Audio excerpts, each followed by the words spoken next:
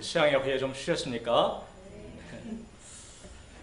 끝나고 나니까 이게 다시 코로나가 확 이렇게 확산이 돼서 잠잠해질 수 있도록 기도가 많이 필요한 것 같습니다. 또 이 나라와 또 선교사님들 또 모임을 지켜주시도록 기도해 주시면 좋겠습니다. 오늘 말씀의 제목은 네 종류 화태 비유. 요절 말씀 23절 말씀 읽겠습니다.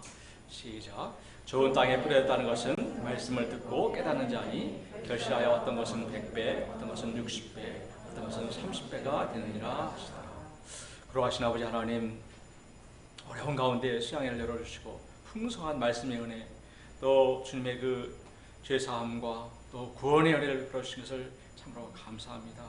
아버지 하나님, 현재 코로나로 여러 어려운 가운데 있는데 더욱더 이 고난 중에 저희가 주의 말씀을 사모하고 주님께 더 나아가 기도할 수 있도록 은혜 주시기를 간절하게 기도합니다. 저희 모든 어려움과 고난이 도리어 유익이 되게 하시고 또 반전의 역사, 승리의 역사가 있도록 은혜 주시기를 간절히 기도합니다.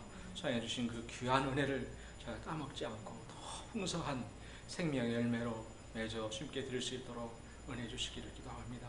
이 시간 저희가 참 가난하고 또 가라앉은 마음으로 또 겸손한 마음으로 주님 앞에 엎드리오니 주여 각 분의 심령마다 찾아가셔서 참 당신의 말씀을 허락하시고 풍성한 주님의 은혜의 세계로 또 진리의 세계로 인도해 주시기를 기도합니다.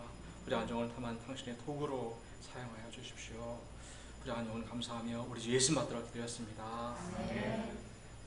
물방울 하나가 백두산의 서쪽에 사면에 떨어지면 압록강으로 흘러가서 황해에 다다르게 됩니다. 근데 산의 동쪽에 떨어지면 두만강으로 흘러서 동해에 이르게 됩니다. 그 시작은 너무나도 정말 작은 차이지만 그 결과는 엄청나게 달라집니다. 우리의 마음도 하나님의 말씀이 떨어질 때 하나님 쪽으로 향하게 되면 천국에 이르게 되지만 조금 삐딱해서 세상으로 기울어지게 되면 지옥과 같은 삶에 이르게 됩니다. 오늘 말씀은 천국의 시작이요 기초가 되는 마음밭에 관한 말씀입니다. 우리 주님께서 우리에게 은혜를 주셔서 천국의 그 풍성한 결실을 맺는 마음밭으로 인도해 주시기를 간절히 기도합니다. 파트 1 비유로 말씀하시는 예수님. 3절에서 8절을 보십시오. 까지 교독을 제가 여러분과 함께 해보겠습니다. 씨를 뿌린 자가 뿌리러 나가서 더러운 흙이 얕은 돌밭에 떨어지매 흙이 깊지 아니하므로 곧 싹이 나오나 더러운 가시떨기에 떨어지매 가시가 자라서 기운을 막았고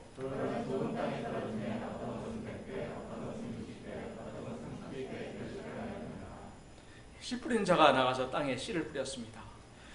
씨가 길가에 떨어지자 이를 노리고 있던 새들이 와서 낼름 먹어버렸습니다. 흙이 얕은 돌밭에 떨어진 씨는 흙이 깊지 않아서 곧 싹이 났습니다. 그러나 뜨거운 태양이 내려쬐자 흙이 없으므로 타서 말라 죽고 말았습니다. 가시떨기에 떨어진 씨는 가시의 기운에 막혀 더 이상 자라지 못했습니다. 반면 좋은 땅에 떨어진 씨는 어떤 것은 100배, 60배, 어떤 것은 30배의 결실을 맺었습니다. 예수님께서 이 비유의 말씀을 들려주시자 무리들은 아니 오늘 말씀은 너무나 싱겁네. 그게 그 뻔한 얘기 아니요? 땅이 좋으면 열매가 많이 난다는 것은 어린애들도 다 알지. 우리 중에도 그 얘기 저 유치원 때부터 수십 번 들었거든요, 목자님. 이제는 지겨워서 더 이상 안 듣고 싶어요. 이런 분들이 있을지 모르겠습니다. 그런데 혹시 내 마음은 왜 이렇게 허전할까? 왜 이렇게 내 마음은 불안하고 답답할까? 왜 이렇게 인생은 얽힌 실타래처럼 복잡하고 힘들까? 내 인생은 첩첩산중처럼 들어가는 것처럼 앞이 보이질 않을까? 이런 분들이 혹시 있다면 예수님께서 바로 이 말씀을 들려주기를 간절히 원하십니다. 9절에서 예수님은 귀 있는 자는 들으라 하고 하셨습니다. 귀가 없는 사람이 어디 있겠습니까? 예수님께서 말씀하신 것은 들을 귀가 있는 사람은 들으라는 것입니다. 제발 내 귀를 기울여 내 말을 들으라고 외치고 계신 것입니다. 10절을 보십시오. 제자들이 예수께 나와 이르되 어찌하여 그들에게 비유로 말씀하시나이까? 제자들은 무리들과는 달랐습니다. 예수님께서 귀노하는 사람들을 대상으로 영농 강좌를 하는 것도 아닌데 왜 이런 말씀을 하실까? 뭔가 더 깊으신 뜻이 반드시 숨겨져 있을 거야 라고 예수님께 나아갔습니다. 그리고 주여 어찌하여 그들에게 비유로 말씀하십니까? 물었습니다. 이런 그들에게 예수님은 천국의 비밀을 아는 것이 너에게는 허락되었으나 그들에게는 아니 되었나니 무릇 있는 자는 마다 넉넉하게 되되 없는 자는 그 있는 것도 빼앗기리라. 그러므로 내가 그들에게 비유로 말하는 것은 그들이 봐도 보지 못하며 들어도 듣지 못하며 깨닫지 못함이니라. 예수님이 하나님 나라의 비밀을 비유로 말씀하셨기 때문에 겸손히 알고자 하는 자에게는 그 비밀들이 깨달아지게 되고 쌓인 천국의 복에 복이 더해지게 됩니다. 반면에 예수님과 그 말씀에 냉소적이거나 무관심한 자들은 점점 더 눈이 어두워지게 되고 귀가 먹어서 결국에는 영적으로 파산지경에 이를 수밖에 없음을 경고해주고 있습니다. 비유는 삶에서 친숙한 것을 들어서 어려운 것들을 쉽게 설명해 주는 것입니다. 그러면서도 깊은 영적인 진리를 담고 있습니다. 특히 하나님 나라 비유들은 우리에게 천국이냐 아니냐를 갈라줄 수 있는 참으로 중요한 말씀입니다. 우리 예수님께서 이 땅에 오심으로 천국이 도래하게 되었습니다. 죄 사함을 주시고 귀신들이 영혼들을 풀어서 자유케 하셨습니다. 보지 못한 자가 보고 말 못한 자가 말을 하게 되었습니다. 병든 자, 죽어가던 자가 나음을 받고 살아났습니다. 소유와 무시 냉대 가운데 버려진 사람들, 죄인들과 함께 하심으로 한 맺힌 그들의 슬픔의 눈물이 그쳐지게 되었고 예수님이 가시는 곳마다 호린잔치와 같은 잔치가 벌어지고 어울려서 하나 되는 기쁨과 웃음이 가득했습니다. 그런데 이런 모습들을 몹시 못마땅해 하는 자들이 있었습니다. 바리새인들과 같은 종교 지주자들, 선민의식과 자기의로 가득한 유대인들이었습니다. 이들의 문제를 일찍이 이사야 선자는 이렇게 예언하였습니다. 일러스되 너희가 듣기는 들어도 깨닫지 못할 것이요 보기는 보아도 알지 못하리라. 하나님께서 그 백성들에게 선자들을 통해서 아무리 하나님의 그 마음과 뜻을 알려주어도 또 아무리 사건을 그들에게 주어도 그들은 장님처럼 보지 못하였고 귀머거리처럼 듣지를 못했습니다. 이는 다른 것이 문제가 아니라 그들의 마음이 완악한 것이 문제였습니다.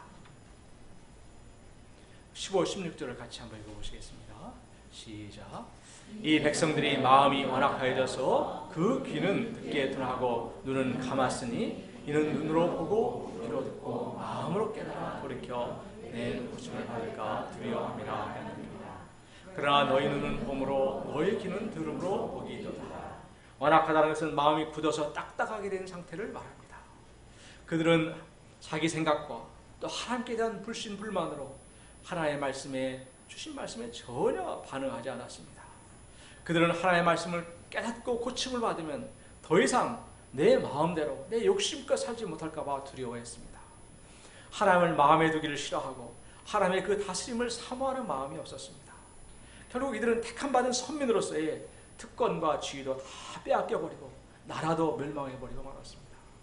예수님 당시도 유대인들은 예수님이 하나님의 아들이시라는 수많은 증거를 보고 들었는데도 예수님을 배척하고 핍박함으로 스스로 멸망의 길을 가고 있었습니다.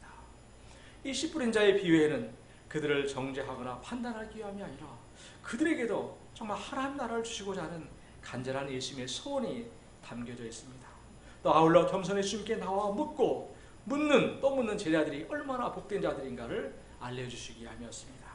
파트 네 종류의 밭 18, 19절을 보십시오. 그런즉 씨 뿌리는 비유를 들어라. 아무나 천국 말씀을 듣고 깨닫지 못할 때는 악한 자가 와서 그 마음에 뿌려진 것을 빼앗나니 이는 곧 길가에 뿌려진 자요. 이 비유에서 씨는 하나님의 말씀을 밭은 이 말씀이 떨어지는 사람들의 마음밭을 나타냅니다. 첫 번째 종류의 밭은 길가밭이었습니다. 말씀의 씨앗이 사람들이 다녀들어가서 반들반들한 그 길가에 떨어졌습니다. 씨는 땅에 닿자마자 통 하고 튕겨 올라왔습니다. 이 길가밭은 씨가 전혀 묻히고 싹이 날 가능성이 전혀 없는 밭입니다. 이내 악한 자가 와서 그 떨어진 말씀을 빼앗아가 버렸습니다. 이 길가 마음밭은 말씀을 받을 준비가 전혀 되어 있지도 않고 그럴 소원도 없는 마음밭입니다. 종교나 예수님께 대한 선입견이나 편견으로 꽉 닫혀있는 마음입니다. 그 대표적인 예가 유대인들, 바리새인들이었습니다. 또 그간 살아오면서 받은 상처나 아픔들, 분노들이 해결되지 않고 그 내면에 쌓여있을 때 말씀이 들어갈 여지가 없습니다. 개인적으로 겪은 인생의 경험들을 일반화해서 자기만의 좁고 편협한 인생관, 세계관 속에 살아가고 있는 사람들입니다. 또 과거에는 좋은 밭이었다 할지라도 계속해서 세상의 것들이 마음에 계속 들락날락하게 되면 세상을 향한 한숨과 분노로 저절로 마음이 딱딱하게 굳어지기 쉽사입니다. 이 길가밭은 아무리 오랜 시간이 흘러도 변화도 없고 성장도 없는 마음밭입니다. 먼지만 풀풀 날리는 광야와 같은 그런 인생을 살 수밖에 없는 마음밭입니다. 이 밭은 우리 인간이 어떻게 할 수가 없고 정말로 하나님의 긍휼하심과 은혜가 필요한 밭입니다. 예수께서 말씀처럼 성령의 역사가 필요한 마음밭입니다. 또 새 영을 너희 속에 두고 새 마음을 너에게 주되 육신에서 굳은 마음을 제거하고 부드러운 마음을 줄 것이며 라고 말합니다. 20절 21절을 보십시오. 우리 같이 한번 읽어보시겠습니다. 시작. 돌밭에 뿌려졌다는 것은 말씀을 듣고 즉시 기쁨으로 받되 그 속에 뿌리가 없어 잠시 견디다가 말씀으로 말미암아 환난이나 박해가 일어날 때에는 곧 넘어지는 자요. 둘째 밭은 돌밭입니다. 돌밭의 특징은 표층이 얇은 흙이 덮여 있고 아래로 데워진 돌로 인해서 쉽게 씨가 발화를 하지만 뿌리가 없어서 뜨거운 태양에 말라 죽어버리는 밭입니다. 이런 마음밭은 주님을 잘 받아들입니다. 세상에서 맛볼 수 없던 주님의 그 사랑과 은혜에 감격해야 합니다. 교회 생활도 좋아합니다. 그런데 말씀과 나의 유익이 맞아 떨어지면 별 문제가 없지만 말씀으로 인해서 나의 삶이나 인생에 손해가 날 것 같으면 갈등을 하다가 넘어져 버립니다. 예수님께서는 이것이 외적인 환난이나 박해가 문제가 아니라 그 속에 뿌리가 없는 것임의 문제임을 알려주십니다. 말씀의 뿌리, 신앙의 뿌리가 있다는 것은 무엇을 말하는가요? 이는 말씀이 나의 감정과 이성, 생각을 뛰어넘어서 나의 존재의 중심인 마음까지 내려오는 것입니다.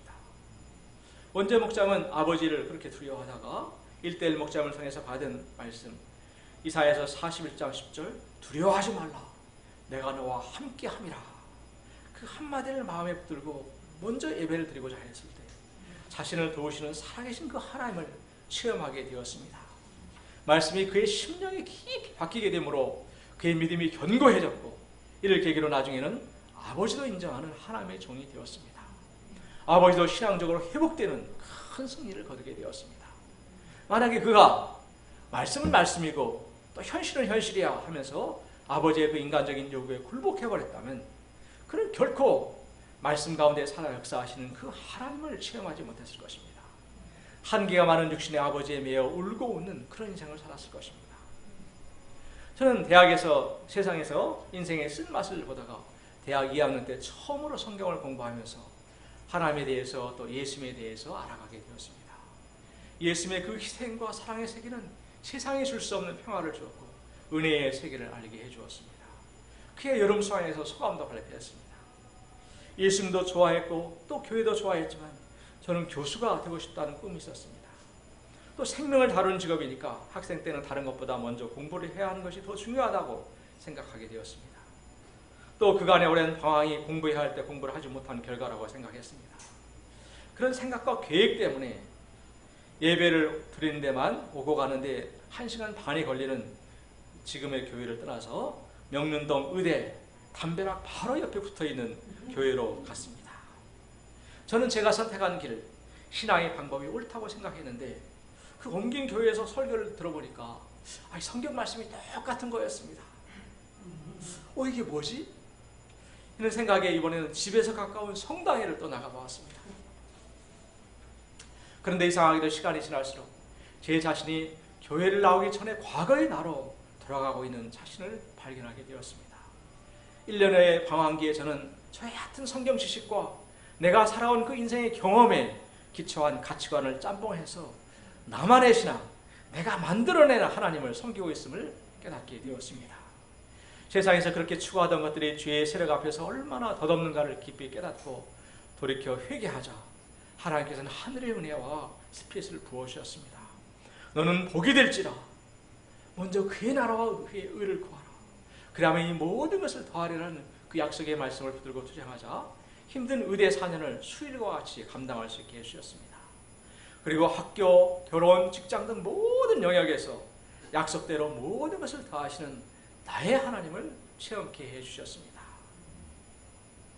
이 사진에서 이 소나무의 뿌리는 아래가 화강한 바위인데도 이렇게 바위를 잘게 부숴버리고 깊이 뿌리를 내리고 있는 것을 보여줍니다. 신앙생활을 행하는 우리에게는 누구나 다 이런 돌들, 바위들이 있습니다. 우리 중에 저는 옥토만 있는데요? 이런 사람이 있습니까? 하나의 돌이 부서지면 그 옆에 또 그 아래에 또 다른 돌들이 있습니다. 이것들이 계속 깨어나가지 않으면 신앙생활이 벽에 막혀 기쁨과 은혜가 사라지고 퇴행하여 과거의 나의 본성으로 돌아가기 쉽습니다.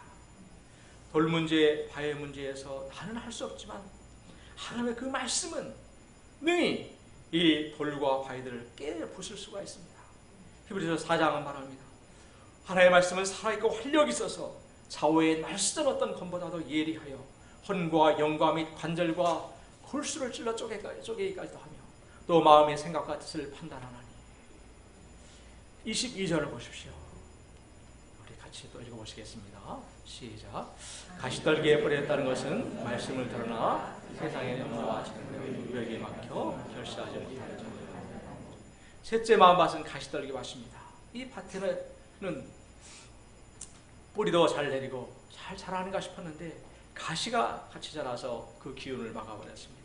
식물이 열매를 맺으려면 엄청난 영양분들이 필요한데 왕성하게 자라는 가시나무가 이들을 다 빼앗아가 버리므로 비실비실해져서 열매를 맺을 수가 없었습니다. 가시떨기와 같은 마음밭은 영적인 소원도 있고 말씀에 뿌리를 내리고 순종도 하는데 문제는 가시떨기와 같은 세상의 세력도 동시에 같이 자라난다는 데 있습니다. 대표적인 것이 세상의 염려입니다. 염려는 마음이 나뉘고 분열되는 것입니다. 이는 하나님의 말씀을 100% 신뢰하지 못하는 데서 옵니다. 야, 내가 그간 너무 현실 문제에서 순진하게 살아왔나 봐. 내가 악착같이 세상에서 뭐 좀 더 챙겨야 했는데. 이렇게 염려를 하다 보면 세상과 하나님 사이에서 양다리 걸치는 신앙이 되어버립니다. 하나님께서 정말로 밀어주고 싶은데도 한 다리가 세상에 붙어있기 때문에 도와주실 수가 없습니다. 이런 염려의 세력이 계속 자라나게 되면 생기가 돌고 빛나는 얼굴이 사라지고 얼굴에 어둠의 그늘이 내려앉게 됩니다. 소심해지고 무기력한 신앙생활을 하게 됩니다. 재물의 유혹도 마찬가지입니다. 좀 더 많은 물질이 있으면 저 안정되고 평안한 삶을 살 수 있을 것처럼 느껴져서 조금만 더 하면서 부를 추구합니다. 그러나 물질에 대한 욕심은 결국은 자기를 찌르고 멸망에 이르게 하는 가시와도 같습니다. 디모데전서 6장은 부활한 자들은 시험과 올무와 여러 가지 어리석고 해로운 욕심에 떨어지나니 곧 사람으로 파멸과 멸망에 빠지게 하는 것이라. 돈을 사랑함이 일만하게 뿌리가 되나니 이것을 탐내는 자들은 미혹을 받아 믿음에서 떠나 많은 근심으로써 자기를 찔러도다. 롯은 세상을 사랑하고 물질을 사랑함으로 하나님과 세상의 경계선에서 살다가 점점 장막을 옮겨 소돔 땅까지 옮겨갔습니다. 그래서 그들과 함께 살다가 하나님의 심판 가운데 그가 가진 모든 재물을 잃어버렸고 아내도 잃어버렸습니다. 요한일서 2장은 이 세상도 그 정욕도 지나가되 오직 하나님의 뜻을 행하는 자는 영원히 거하느니라 하였습니다. 아무리 좋아 보이는 세상의 것들, 인기나 명예, 권세, 부 모든 것들이 그야말로 바람처럼 지나가는 것입니다. 허망하게 사라지는 것입니다. 학생 때는 그렇게 높아 보이던 교수님들이 퇴임을 하고 때로는 중환자실에서 전혀 생소하고 초라한 모습으로 생을 마감하는 것을 보면 일가 참 말씀이 실감이 납니다. 그러나 하나님의 그 뜻을 행하며 사는 자는 영원하신 하나님과 함께 천국의 그 영원한 삶을 살게 됩니다. 나이가 들수록 함께 하시는 그 하나님으로 말미암아서 더욱더 소망과 생명력이 넘치는 삶을 살 수가 있습니다. 우리 지난주에 오셔서 주일 예배로 로마서 말씀을 섬겨주신 이사무엘 선교사님은 퇴임을 하시고도 정말 청년과도 같은 스피릿으로 열심히 주의 뜻을 섬기며 살고 계십니다. 다음. 네. 이 선교사님의 연세가 얼마나 되실까요? 77세십니다. 누가 이 선교사님을 77세의 노인이라고 하겠습니까? 마음속에서 끊임없이 일어나는 염려와 유혹의 가시와 저희가 싸울 수 있기를 기도합니다. 성령께서 그 불길로 이 가시들을 불살라 주시도록 기도해야 하겠습니다. 23절을 보십시오. 우리 같이 읽어보시겠습니다. 시작. 좋은 땅에 뿌렸다는 것은 말씀을 듣고 깨닫는 자니 결실하여 어떤 것은 100배, 어떤 것은 60배, 어떤 것은 30배가 되느니라 하시더라. 마지막은 좋은 땅, 좋은 마음밭입니다. 좋은 땅은 흙이 깊고 부드러운 땅입니다. 이 땅은 떨어진 씨앗을 따뜻한 온기와 수분으로 감싸는 땅입니다. 싹이 나고 뿌리가 내려 깊이 내려가서 풍부한 영양분을 빨아들이므로 기본적으로 100배의 결실을 맺게 되고 조금 못하면 60배, 30배의 결실을 맺는 땅입니다. 영적으로 이런 마음밭을 가진 자들은 말씀을 듣고 깨닫는 자입니다. 오늘 본문에서는 이 깨닫는다는 단어가 5번이나 반복해서 나오고 있습니다. 영어 성경에서는 이를 understand로 표현하였습니다. understand는 우리가 아는 것처럼 under와 stand의 합성어입니다. 말씀 아래에 내가 서는 것입니다. 이는 말씀을 단순히 머리로 이해하는 것으로 끝나지 않습니다. 내가 말씀을 해석하는 것이 아니라 하나님의 말씀이 나를 비추어주고 나의 인생을 해석하도록 해주는 것입니다. 때로는 하나님의 말씀이 잘 영접이 되지 않을 때가 있습니다. 이때는 대부분 나의 생각과 하나님의 말씀이 이렇게 충돌하는 때입니다. 이때 하나님의 그 말씀을 내가 속단하지 않고 이 말씀을 주시는 그 하나님의 뜻이 무엇일까? 제자들처럼 겸손히 헤아리는 것입니다. 나와 온 우주 만물을 있게 하신 창조주 하나님의 말씀이기 때문입니다. 제자들이 예수님께 나아가 물은 것처럼 말씀을 들고 기도의 자리에 나아가는 것입니다. 하나님의 그 말씀을 마음에 품는 것입니다. 그러다가 성령께서 역사하시면 어느 순간에 하고 말씀이 깨달아지면서 마음에 쑥 들어오게 됩니다. 영접이 되게 됩니다. 등불이 켜진 것처럼 마음이 환하게 밝아지는 것을 느껴지게 됩니다. 베드로후서 1장 19절은 이렇게 말합니다. 또 우리에게는 더 확실한 예언이 있어 어두운 데를 비추는 등불과 같으니 날이 새어 샛별이 너희 마음에 떠오르기까지 너희가 이것을 주의하는 것이 옳으니라. 하나님의 말씀은 어두운 데를 비추는 등불과도 같습니다. 그래서 어둠이 물러가고 새벽의 그 샛별이 우리 마음에 떠오르기까지 우리의 그 마음을 집중해서 쏟아붓는 것이 옳다고 했습니다. 영문 속에는 You must pay close attention to라고 표현했습니다. 그래서 그 말씀의 뜻이 분명해질 때, 또 그 안에서 예수님의 모습을 선명하게 발견할 때 거기에서 천국 문이 열리게 됩니다. 어둡던 얼굴이 달덩이처럼 밝아지게 되고 말씀에 순종할 수 있는 새 힘을 덧입게 됩니다. 이런 존재의 변화는 삶의 변화로 이어지게 되고 내가 속한 가정과 모임, 직장에 천국이 임하게 됩니다. 여기에는 세상의 잔재미와는 비교할 수 없는 신령한 천국의 기쁨이 있습니다. 하나의 말씀이 깨달아지게 되면 거기에서 끝나지 않고 고구마 줄기처럼 또 다른 말씀이 깨달아지고 영접이 됩니다. 또한 나의 깨달음은 그것으로 끝나지 않고 양들과 자녀들의 깨달음으로 연결됩니다. 이 얼마나 복된 일입니까? 이 모든 것이 우리의 마음밭, 토양에 달려 있습니다. 중학교 우리 과학 시간에 토양의 형성 과정이라고 해서 아마 이런 그림 아마 보셨을 것 같습니다.